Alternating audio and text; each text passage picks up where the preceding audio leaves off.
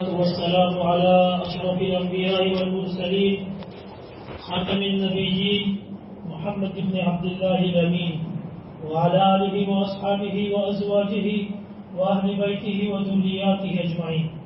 أما بعد، أعوذ بالله من الشيطان الرجيم. بسم الله الرحمن الرحيم. سبحان الذي أسرى بعبده ليلا من المسجد الحرام إلى المسجد الأقصى الذي باركنا حوله لنريه من آياتنا إنه هو السميع البصير. وروي عن أنس بن مالك رضي الله عنه في حديثه الطويل قال النبي صلى الله عليه وسلم: ثم خرجت من المسجد ثم عرج بنا فاستفتح جبرائيل ثم عرج بنا إلى السماء فاستفتح جبرائيل فقيل: من أنت؟ قال: جبرائيل. فقيل: ومن معك؟ قال: محمد صلى الله عليه وسلم. صدق الله العظيم وصدق رسوله النبي الكريم ونحن على ذلك من الشاهدين والشاكرين والحمد لله رب العالمين. میرے بزرگوں اور میرے اسلامی بھائیوں، آج کا جمعہ ماہ رجب المرجب کا تیسرا جمعہ. رجب کا مہینہ اسلامی سال کا 7واں مہینہ ہے. اس مہینے کو نبی اکرم صلی اللہ علیہ وسلم نے اشہر حرم میں شمار کیا ہے. قرآن مجید میں اللہ تبارک و تعالیٰ نے فرمایا ہے: ان عدت الشہور عند اللہ 12 شہرا منها 4 حرم. حدیث شریف میں نبی اکرم صلی اللہ علیہ وسلم نے یہ 4 حرم جو قرآن میں کہا گیا ہے اس کی تفسیر ان 4 مہینوں سے کی ہے: ذی قعدہ، ذی الحجہ، محرم اور رجب المرجب. 4 مہینوں کو قرآن مجید نے اور حدیث شریف نے حرمت والے مہینے فرمائے ہیں. اس میں ایک مہینہ رجب کا شمار کیا گیا ہے. حرمت والے مہینے ہیں. یہ 4 مہینے دیگر انبیاء کی شریعتوں میں بھی حرمت والے رہے ہیں. قرآن و سنت سے معلوم ہوتا ہے کہ اگلی قوموں میں اگلے انبیاء کے یہاں بھی ان مہینوں کو عظمت اور حرمت اور ایک خاص تقدس حاصل رہا دوسرے مہینوں کے مقابلے میں. اور نبی اکرم صلی اللہ علیہ وسلم کے مبعوث کیے جانے سے پہلے زمانۂ جاہلیت میں عرب اور مشرکین بھی ان 4 مہینوں کا خاص احترام ملحوظ رکھتے تھے. دیگر مہینوں میں وہ لوٹ کھسوٹ کرتے تھے، اپنے دشمنوں پر حملہ آور ہوتے تھے اور مال جان وغیرہ کے ذریعے وہ فساد زمین میں مچاتے تھے. لیکن جب یہ حرمت والے مہینے داخل ہوتے تو وہ مشرکین اور جاہل عرب کے وہ ان مہینوں کے احترام میں لوٹ کھسوٹ سے اپنے دشمن پر حملہ کرنے سے رک جاتے تھے کہ یہ عظمت والے مہینے ہیں. شریعت محمدی صلی اللہ علیہ وسلم نے بھی ان مہینوں کو حرمت والا اور عظمت والا مہینہ قرار دیا ہے. گناہ کے کام تو 12 مہینے گناہ ہی کے سمجھے جاتے ہیں اور اللہ تعالیٰ کی ناراضگی کا ذریعہ بنتے ہیں. لیکن ان مہینوں میں گناہ کے کام مومن کرنے لگے یہ اللہ کی نظر میں زیادہ قبیح اور زیادہ بھدے اور برے، اس کی قباحت اور شناعت اور بڑھ جاتی ہے. آدمی روز پر اور بازار میں کوئی گناہ کا کام کرتا ہے وہ بھی گناہ ہے اور اس پر بھی گناہ ہوگا، اور مسجد میں آ کر کوئی کام کرنے لگے گناہ کا تو یہ زیادہ برا ہوتا ہے. اسی طرح یہ دوسرے دنوں میں دوسرے مہینوں میں گناہ کرنا اور ان مہینوں میں یہ زیادہ اس کی برائی کو بڑھانے والا ہے. مجھے اس وقت عرض کرنا ہے کہ رجب کا مہینہ جب شروع ہوتا تھا تو نبی اکرم صلی اللہ علیہ وسلم کا جو خاص معمول صحابہ کرام نے نقل کیا وہ یہ تھا کہ رجب کا چاند دیکھ کر اللہ کے رسول صلی اللہ علیہ وسلم یہ دعا اہتمام سے فرماتے تھے: اللہ مبارک لنا فی رجب و شعبان و بلغنا رمضان. اے اللہ، یہ رجب کا چاند نظر آیا اور ہم رجب کے مہینے میں داخل ہو گئے اے اللہ اس رجب کے اور شعبان کے مہینے میں ہماری زندگی میں برکت عطا فرما کہ ہم موت کا لقمہ نہ بن جائیں، ہماری زندگی ختم نہ ہو بلکہ ہماری زندگی لمبی ہو جائے اور ہمیں رمضان تک پہنچا دے۔ رجب کا چاند دیکھ کر حضور رمضان کے لیے دعا کرنا شروع کر دیتے تھے۔ اس سے معلوم ہوا کہ رمضان کی جو عظمت اور اہمیت اللہ کے رسول کی نظر میں تھی وہ کتنی زیادہ تھی کہ شعبان سے پہلے رمضان ہے، اس کے بعد شعبان ہے، رمضان کو آنے میں 2 مہینے ہیں، تو رجب کا چاند دیکھ کر حضور رمضان کی دعا کریں، اللہ رجب اور شعبان دونوں پاس ہو جائیں اور عافیت کے ساتھ زندگی ہمیں ملے اور ہم رمضان کو پانے والے ہو جائیں۔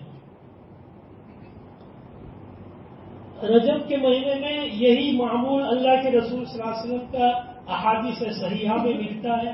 باقی دوسری کوئی خاص عبادت روزے رکھے جاتے ہو خاص دنوں میں، ایسا کہیں بھی نہیں ہے۔ رمضان کے روزے مسلمان پر فرض ہیں، وہ تو رکھنے ہی رکھنے ہیں۔ شعبان کا مہینہ ہے، اس میں حدیث صحیح سے ہیں کہ بہت زیادہ نفل روزے اللہ کے رسول صلی اللہ علیہ وسلم رمضان کے علاوہ باقی 11 مہینوں میں سے شعبان میں رکھتے تھے۔ صحابہ کہتے ہیں کہ اتنے کثرت سے رکھتے تھے، ہمیں مثلا ہوتا ہے کہ ہم رمضان آپ جو روزہ رکھتے رہیں گے افطار ہی نہیں کریں گے، لیکن رجب کے مہینے میں ایسی کوئی خاص عبادت نہیں ہے۔ اس مہینے میں خاص جو مشہور ہے ہمارے یہاں وہ یہ ہے کہ رجب کے مہینے میں اللہ کے رسول صلی اللہ علیہ وسلم کو معراج پیش آئی تھی۔ معراج کا سفر اللہ کے رسول کو کروایا گیا۔ معراج جو اسلامی تاریخ کا اور سیرت کا ایک عجیب و غریب واقعہ ہے۔ اللہ کے رسول صلی اللہ علیہ وسلم کے معجزات جتنے بھی ہیں ان معجزات میں بھی یہ ایک بہت زبردست معجزہ ہے جو اللہ کے رسول کو اللہ تبارک و تعالیٰ نے عطا فرمایا تھا، لیکن اس کی تاریخ کون سی ہے اس میں بہت سارے اختلاف ہیں کتابوں میں۔ کوئی خاص طے شدہ بات نقی طور پر نہیں کہی جا سکتی کہ یہ کون سے مہینے میں پیش آئی، کب پیش آئی۔ جو ہمارے علماء اور ہمارے سیرت نگار لکھتے ہیں، زیادہ راجح بات علماء کی نقل کرتے ہیں وہ یہ ہے کہ معراج کا واقعہ اللہ کے رسول صلی اللہ علیہ وسلم کو مکہ مکرمہ کی زندگی میں پیش آیا ہے۔ مکہ مکرمہ میں نبی اکرم صلی اللہ علیہ وسلم 13 سال نبوت کے بعد رہے ہیں۔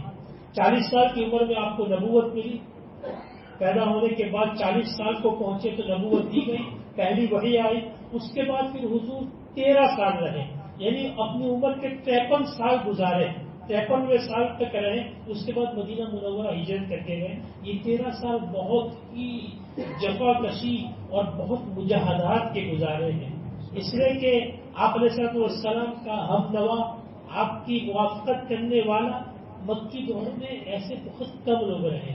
سب سے پہلے ماں خدیجہ رضی اللہ تعالیٰ عنہا نے حضور کی دعوت پر اور حضور کی ایمان پر جو ہے وہ دعوت کو قبول کرتے ہوئے ایمان لے آئے۔ سب سے پہلا فرد سنت کا حضرت خدیجہ رضی اللہ تعالیٰ عنہا ہے جو حضور پر مسلمان ہونے والی ہے، ایمان قبول کر کے مومنین میں داخل۔ صدیق اکبر رضی اللہ تعالیٰ عنہ مردوں میں سے۔ مکی دور میں بہت کم لوگ آپ کے ساتھ مسلمان بنے اور تعداد بہت کم تھی، مشرکین کا بہت زور تھا، غلبہ تھا، انہی کی حکومت تھی اور بہت سخت مخالفت مشرکین کی طرف سے حضور نے جو ہے وہ برداشت کی ہے۔ آپ کو کس طرح ستایا گیا، کیسے کیسے آپ پر الزامات لگائے گئے، آپ کو جادوگر کہا گیا، آپ کو شاعر کہا گیا، آپ کو کاہن کہا گیا، اتنے مخالفت کی گئی کہ بالکل حضور تنگ ہو جاتے تھے اور حضور مایوس ہو گئے۔ شروع میں تو آپ کے چچا ابو طالب اگرچہ آپ پر ایمان نہیں لائے تھے لیکن چچا ہونے کی وجہ سے آپ کا بیٹ کرتے ہیں، آپ کی پشت پناہی کرتے تھے، اور چونکہ وہ قریش کے سردار تھے اس میں جو مشرکین کے بڑے سردار تھے وہ بہت زیادہ حضور کے خلاف کوئی کارروائی نہیں کر سکتے تھے، ابو طالب کی وجہ سے رکنا پڑتا تھا۔ لیکن ابو طالب کی بھی وفات ہو گئی کچھ سالوں میں۔ حضرت خدیجہ رضی اللہ تعالیٰ عنہا جو آپ کی بیوی تھی، آپ کی رفیق حیات تھی، بہت مالدار گھرانے سے تھی، قریشی سے ان کا تعلق تھا، اور اپنا سب کچھ مال حضرت خدیجہ نے حضور کے لیے وقف کر دیا تھا شادی کے بعد۔ حضرت خدیجہ کی وجہ سے بھی آپ کو کچھ طاقت اور قوت ملتی تھی۔ حضرت خدیجہ کی بھی وفات ہو گئی 10ویں سال میں۔ نبوت کے، اس کے بعد دشمنوں کے لیے راہیں کھل گئے. اب دشمن کے روکنے کے لیے کوئی ایسا فرد طاقتور سماج میں نہیں تھا مکہ کے کہ جس کی وجہ سے دشمن جھجکے یا رکے اور ہمت نہ کرے. آپ علیہ السلام جب ان لوگوں سے مایوس ہوئے اور ایسا لگا کہ اس میری دعوت کو، میری بات کو یہ قبول نہیں کریں گے، تو نبی اکرم صلی اللہ علیہ وسلم نے طائف کا سفر فرمایا. طائف کا واقعہ کتابوں میں موجود ہے.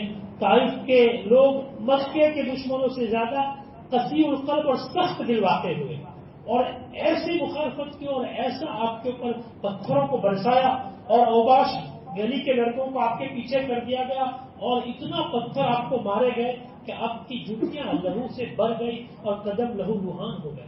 آپ مایوس ہو کر وہاں سے واپس آئے. میں مختصر یہ چاہتا تھا کہ معراج کا جو واقعہ مشہور ہے، زیادہ مشہور بات اور علماء کی یہاں راجے یہی ہے کہ وہ رجب کے مہینے میں پیش آیا. اگرچہ ربیع الاول کا بھی قول ہے، ربیع الاخر کا بھی قول ہے، لیکن رجب کے مہینے میں یہ زیادہ مشہور بھی ہو گیا.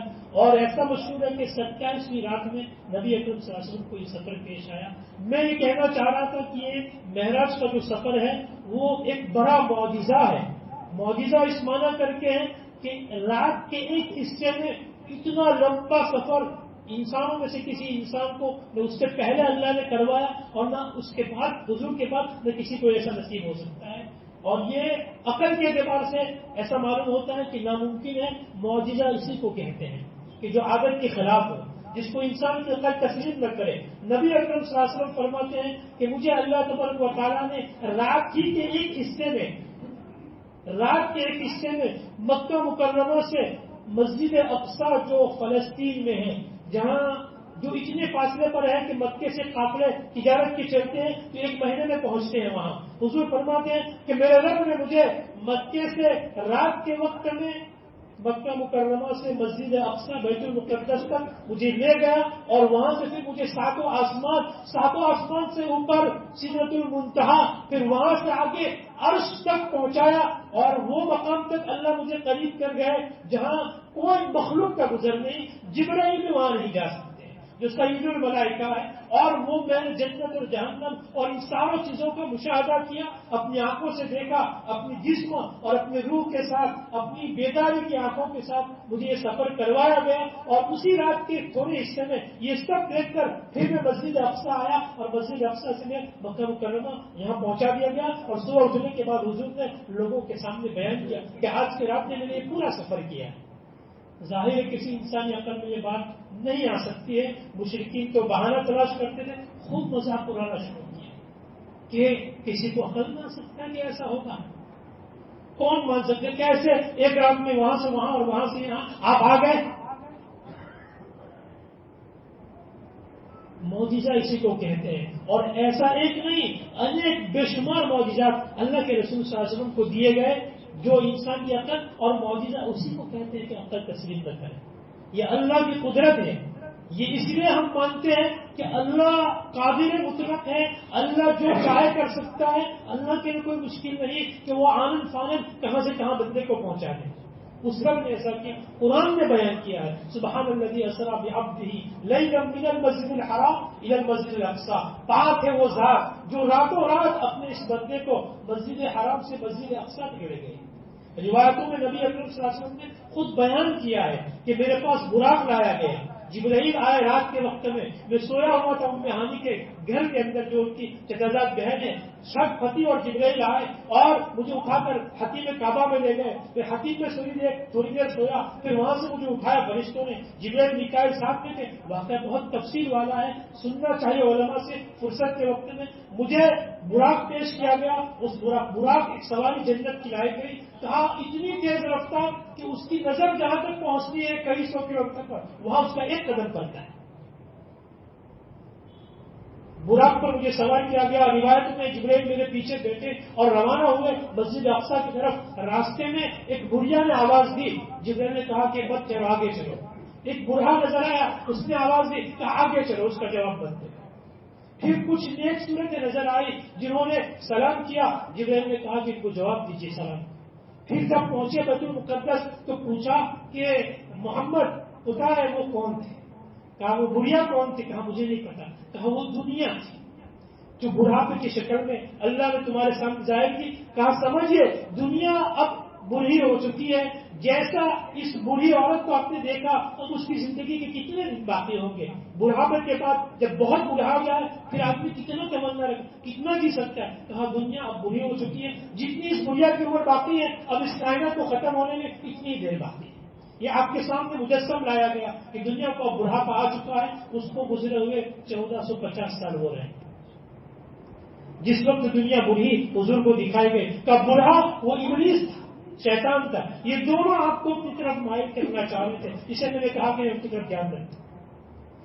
مسجد اقصی میں لے گئے اور اللہ کے رسول صلی اللہ علیہ وسلم وہاں اترے ہیں اور انبیاء کرام تشریف لائے. اللہ کے رسول نے ان کی امامت کی, 2 رکعت کو پڑھائی. پھر وہاں سے حضور فرماتے ہیں تم اونی جبینا, پھر ہم کو آسمانوں پر چڑھایا گیا. سیڑھی لائی گئی جنت کی اور اس پر سے مجھے چڑھایا گیا اور ہم آسمانوں میں پہنچے. پہلے آسمان پر آدم سے ملاقات ہوئی, دوسرے آسمان پر حضرت عیسیٰ اور حضرت یحییٰ سے ملاقات ہوئی, تیسرے پر حضرت یوسف علیہ السلام سے ملاقات ہوئی, چوتھے پر حضرت ادریس علیہ السلام سے ملاقات ہوئی, 5ویں پر حضرت ہارون سے اور 6ویں پر حضرت موسیٰ سے اور 7ویں پر پہنچے تو خوبصورت ایک شخص بیٹھا ہوا ہے. بلا کہا یہ آپ کے باپ ابراہیم ہے, بالکل سلام کیجیے. پھر حضور فرماتے ہیں کہ مجھے وہاں سے آگے لے جایا گیا سدرۃ المنتہا جو بیری کا درخت ہے. نام بیری کا درخت ہے لیکن کہا اس کا حسن و جمال کہا میں نہیں بیان کر سکتا اس الفاظ میں. سدرۃ المنتہا یعنی بارڈر کا آخری درخت. اس کو منتہا اسی لیے کہتے ہیں کہ وہاں سے آگے کسی مخلوق کو آگے بڑھنے کی کوئی گنجائش نہیں ہے. جبرائیل نے وہاں سفر میں 60 جگہ کہا محمد اس سے آگے میں بھی نہیں آ سکتا. پھر اللہ نے اپنا قرب خاص عطا فرمایا. پھر جنت و جہنم کے مشاہدے کیے اور پھر دوبارہ آپ آئے ہیں. اللہ نے معراج میں آپ کو تحفے عنایت فرمایا. مجھے جو کہنا ہے وہ یہ ہے کہ یہ معراج کا واقعہ پھر حضور واپس آ گئے مدینہ مکہ مکرمہ اور حضور نے لوگوں کے سامنے بیان کیا. مشرکین نے اپنی عادت کے مطابق جھٹلایا. کہا ایسا کیسے ہو سکتا ہے, کہا کوئی نشانی بتلاؤ. تو کہا اس رات میں جو میں گیا مجھے ایک قافلہ ملا تھا شام کے راستے میں اور وہ 3 دن کے بعد یہاں پہنچے گا. ان کا ایک اونٹ بھی گم ہو گیا تھا اور وہ 3 دن کے بعد یہاں پہنچے گا اور اس کا پہلا اونٹ جو ہے وہ مٹیالے کلر کا ہوگا.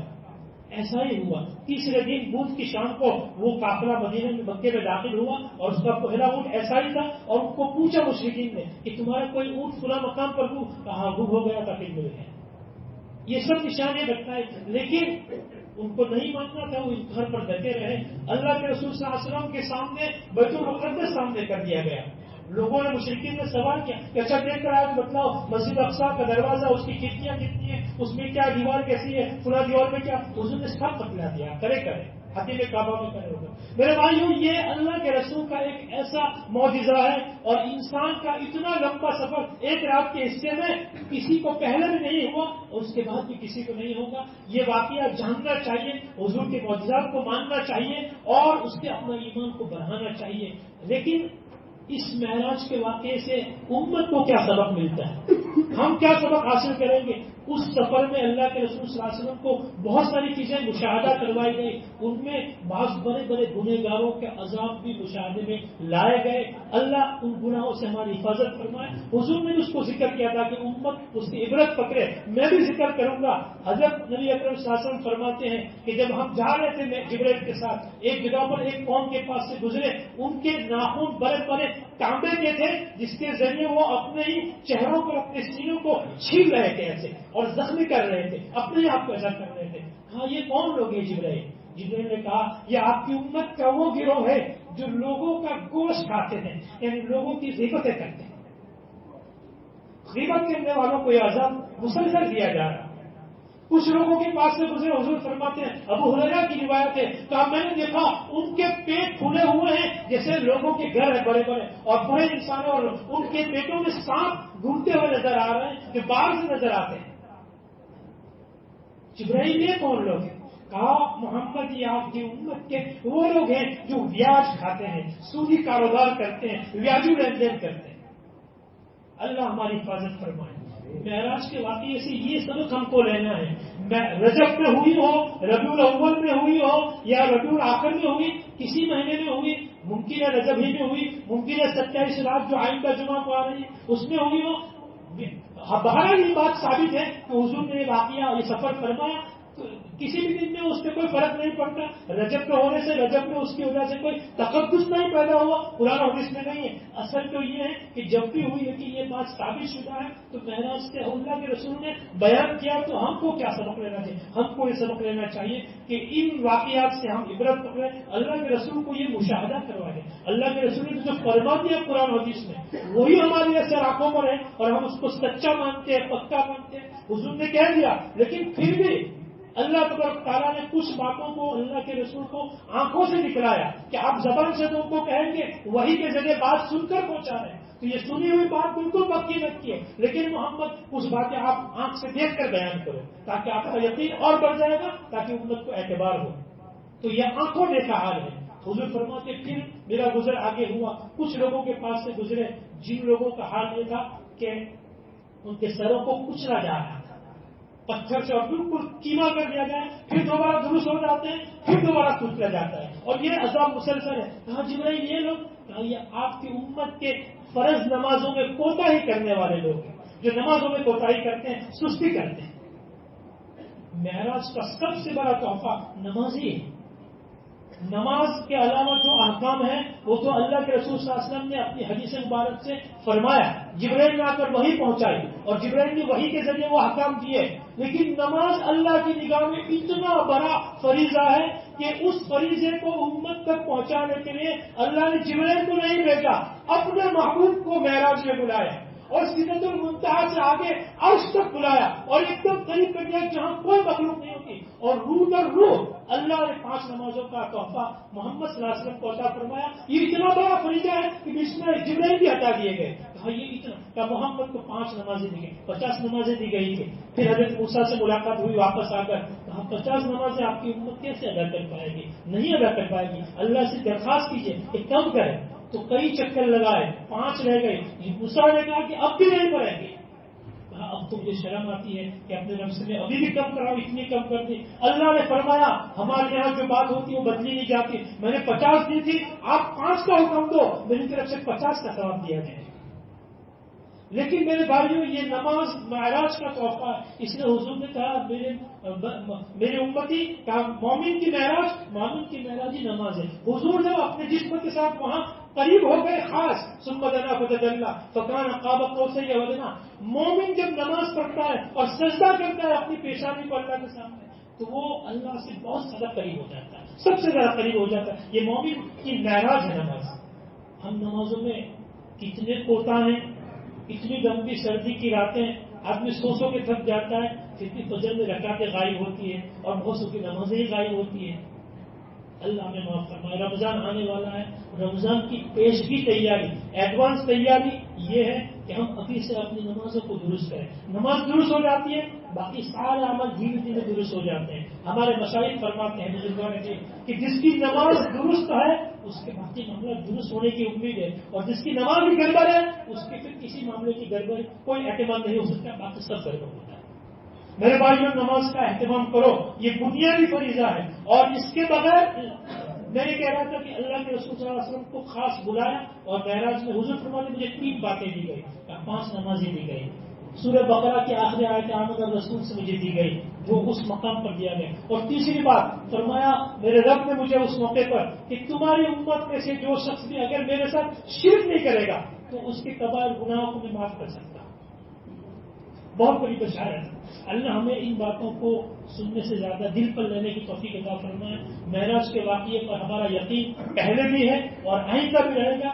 دشمن چاہے لاکھ اعتراض کرے, ابھی بھی کچھ لوگ ہیں ملحد قسم کے جن کو ایسے معجزات پر اعتراض ہوتے ہیں, لیکن یہ تو قرآن و حدیث سے ثابت شدہ مسئلہ ہے. اللہ ہمیں ان کے اسباب پر جو ہے وہ عامل پیدا بنائے, اپنی مرضیات میں مشغول فرمائے, نامرضیات سے ہماری حفاظت فرمائے. وآخر دعوانا